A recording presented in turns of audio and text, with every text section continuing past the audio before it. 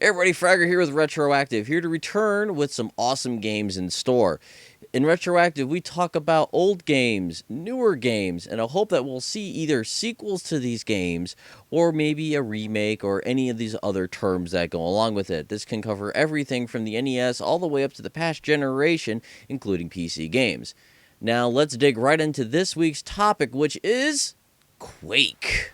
Quake holds a very special place in my gamer heart because Quake was one of the very first FPSs that I ever played growing up.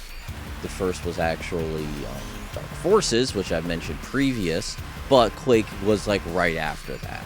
I loved the Quake series. Quake was like a refinement of all the things that was made right in Doom, but let's dig into the actual awesomeness of Quake itself. Quake came out in June of 1996, few 2 years after Doom 2's release, so it's kind of amazing to see something like Doom 2, then 2 years later you had Quake. It's amazing how things escalate in terms of visual fidelity, but Quake was one of those kind of game changers. Whereas Doom was originally the game changer saying, hey look, first-person shooters, look how fucking awesome they are. Quake was like, this is multiplayer. This is what can happen when multiplayer is done really, really well. And because of Quake is where we get a lot of our bigger FPS tropes when it comes to multiplayer. This is where Team Fortress came from. This is really where Capture the Flag came from. If it wasn't for Quake, you probably wouldn't be doing that. Also, the really awesome Jailbreak. Jailbreak was a lot of fun. We need more Jailbreak game types. But that's really not what we're here to talk about, is the multiplayer. I mean, we've had standalone Quake titles that are multiplayer, and they're on the 360 even, with, Quake 3. It's pretty awesome. But when it really boils down to it, Quake is just almost like a lost gem at this point. With everything coming out these days, I mean, we have Doom 3 BFG to help promote the upcoming Doom 4 whenever the fuck that comes out. We need to see more awesome things like Quake happen. Quake was one of those fairly original titles when it came out.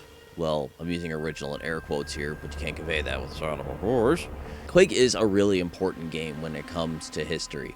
I mean, some of the later games may not be up to snuff. I mean, hell, I love Quake 2, and I know it's not as good as Quake 1. But when it really comes down to things, Quake is kind of one of those games that everybody needs to play. I mean, it's got very tight levels, it plays very well, and it still really holds up. But the thing that a lot of people don't realize is that you kind of need to play these kind of games. It helps you learn where you came from as a genre. We wouldn't have FPSs as they are today if it wasn't for games like Doom and Quake.